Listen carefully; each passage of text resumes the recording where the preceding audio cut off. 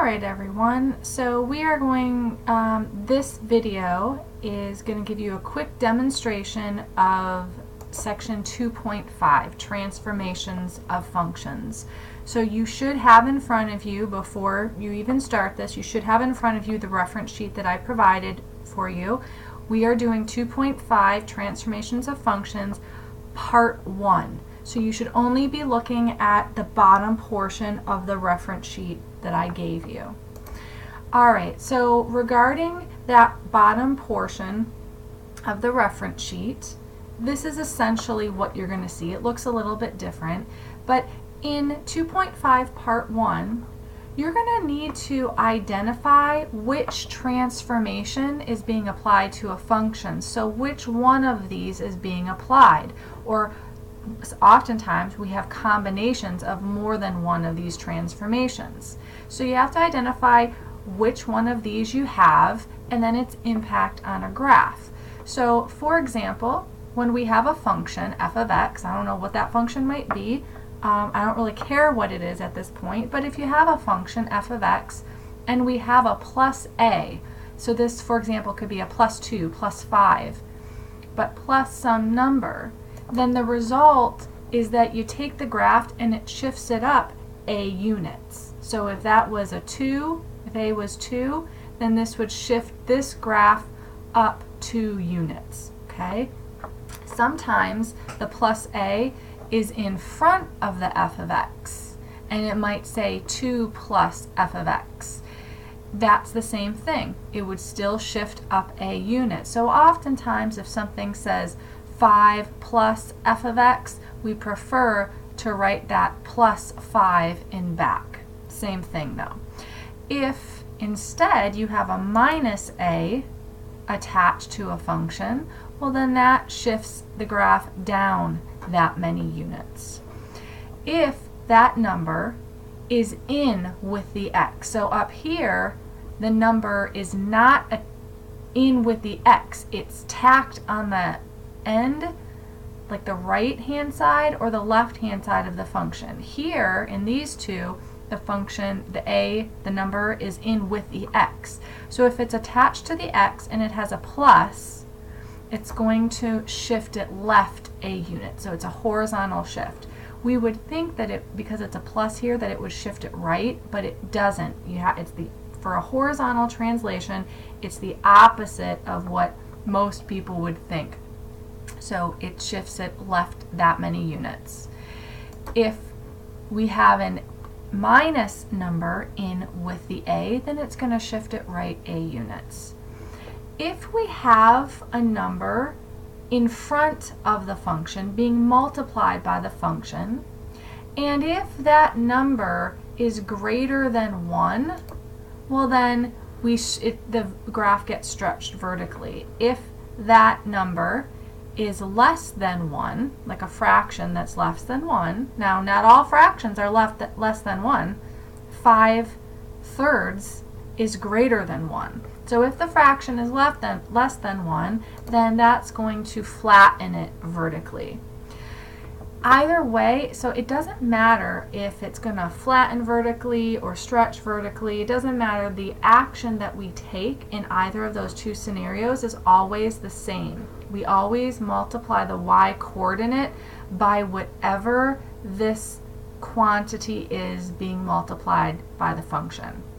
Alright, what if we have a negative in front of the function? Well, that will result in a flip over the x-axis. What if that negative is not in front of the function, but it is in front of the x? Well, that will be a flip over the y-axis. So again, in part 1, we always need to identify which of these we have and then how it's going to affect the graph. So let's do one example before you start your homework. So in this example, we will use the given graph of f of x to graph g of x. So this is f of x. This is the graph of f of x. This is called the parent function. We're going to use this parent function to graph g of x. Notice that g of x is written in terms of the parent function f of x. So g of x says take this function, take this graph, and then do all of these transformations. We have a negative, a 2, a -1, and a +2. So our job is to interpret all of those transformations and apply it to this graph. So let's do that. So I recommend that you always have the +2 or -5 or whatever that is, plus or minus some a, over to the right hand side. If you have it on the left here, like if there was a 2 wedged in between here and it said 2 minus 2 f of the quantity x minus 1, then go ahead and move that 2 over here so that it has a +2 written on the right hand side. Then you should apply the transformations in order from left to right. Okay, so let's do that. So the first transformation that we're going to work on as we apply from left to right is this negative in front. So if you look at the reference sheet that I gave you at the bottom, you have to look up, what does a negative in front of a function do? Well, it flips everything over the x-axis. And so if you don't know that, you should pause this video, look at the reference sheet, and see for yourself that a negative in front of a function flips it over the x-axis. So let's flip it over the x-axis. So here's the points. Would you agree that all of these points are the same points here? Okay, so let's flip each point, let's reflect each point over the x-axis. So this point is 2 units away from the x-axis, so it's going to now become 2 units on the other side of the x-axis, and then we'll get rid of it.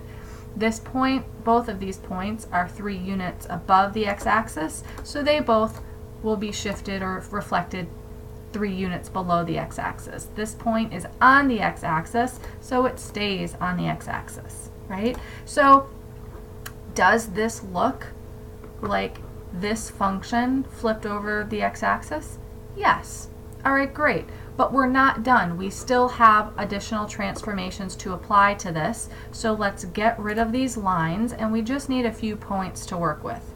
So we've taken care of the negative in front. So now we move from left to right. The next transformation is a 2. So look at the reference sheet that I gave you and identify what you need to do when there is a number being multiplied in front of a function. And you should pause the video and look at the reference sheet and find what you should do if you're multiplying a function by a quantity. The action that we always take is you multiply the y-coordinate by that number 2. Well, if we're going to multiply the y-coordinate by a number, don't we need some y-coordinates? Yeah, so let's get some. Here's some y-coordinates.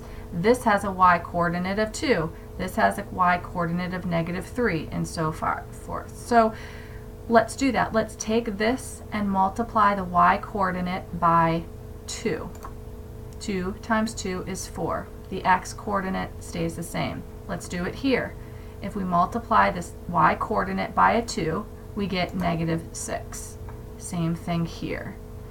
Let's take this y-coordinate. If we take the y-coordinate as 0 and multiply it by 2, we get 0. So you can see that this 2 has stretched everything vertically.